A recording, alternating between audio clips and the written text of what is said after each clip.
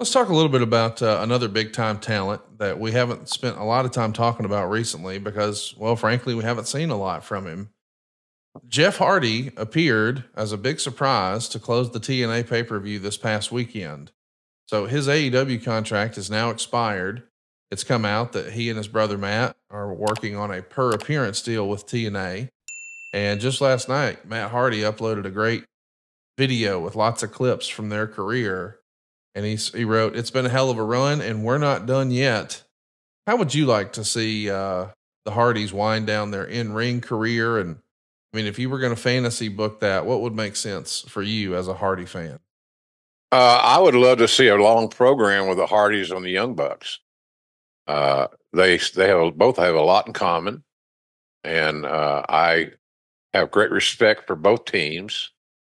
And I know somebody's going to say, "Well, we've already done that." So what? So what? Create a new story. Create a new reason to wrestle. But I have all the respect in the world for the Hardys. You know, I remember hiring those guys $50 a day, or maybe they made 100 sometimes. But they worked for whatever was there because they were fans, and they believed in themselves that if given the right opportunities often enough, that they're going to get over, and they did get over. You know, Jeff had the most charisma, and I'm not knocking Matt because Matt was the brains of the outfit, at least in my view. But I like them as a team. I think that's where they should stay. The single stuff is fine; they do a good job. But the Hardy Boys, Jeff and Matt together, to me, is your magic formula. They have chemistry, they have magic, and all I'll say is TNA's got to. I hope they use them right. If they do, then everybody's going to make some money. And at the end of the day, it's all about the money. I mean, let's be honest about it. It's pro wrestling. It's not amateur wrestling. They're not getting NIL money. Right. You know, they're looking to sell tickets and earn money from the tickets sold that would justify their salary. So I'm a Hardy Boys fan.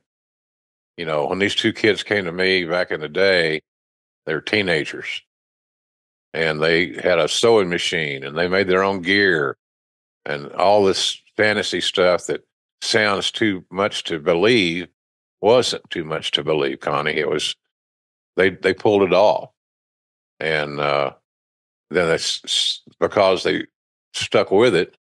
They ended up becoming viable members of the team, and I thought that was just great. I think that, and I'm a Hardy Boys supporter without question.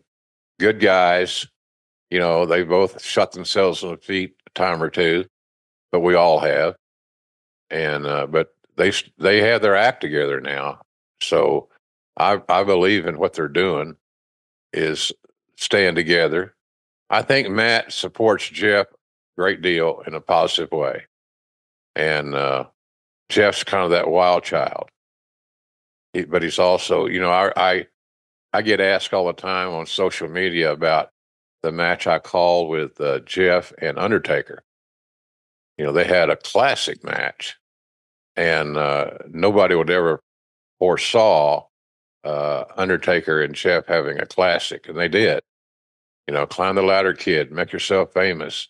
Things like that came out of that match, and so I always appreciate talents that give me a canvas to paint a good picture on, and they did that. And that night with Taker and Jeff, they did it to a large degree, and they both and they delivered.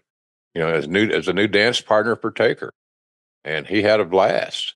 Young guy, smaller guy, 100 pounds lighter, but they kicked ass, and that was fun to call.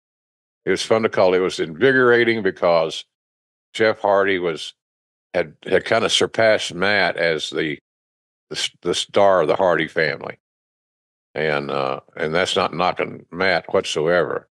A lot of what Jeff did was at Matt's encouragement, and so I like the Hardys. I hope they do well, and They should do well. If they are used as a team and get involved in a meaningful team storyline, there's money there.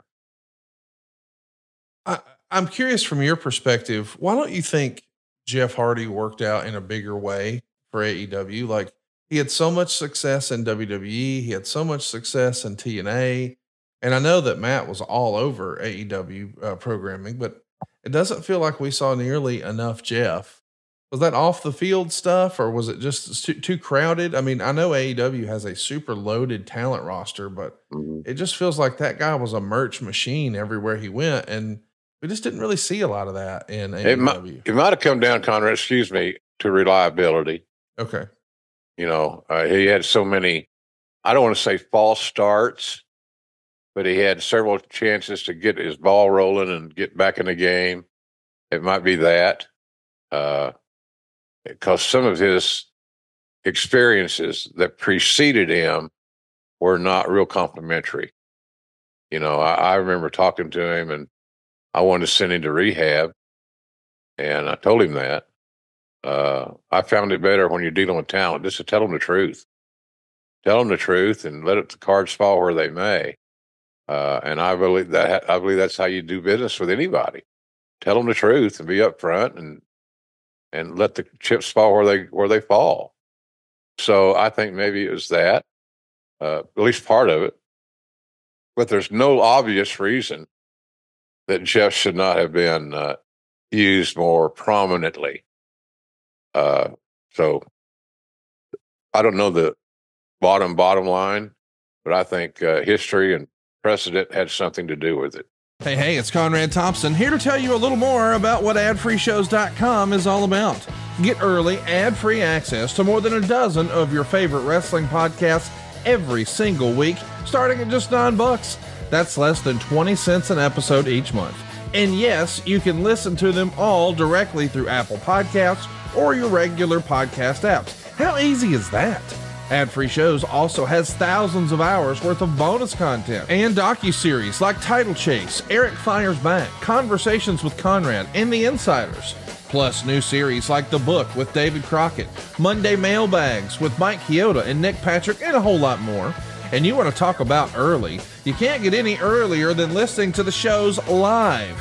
You can be a part of the live studio audience as we record the podcast. Plus, ride shotgun alongside your favorite childhood heroes for live watch-alongs, Q&As, and other interactive experiences every single month.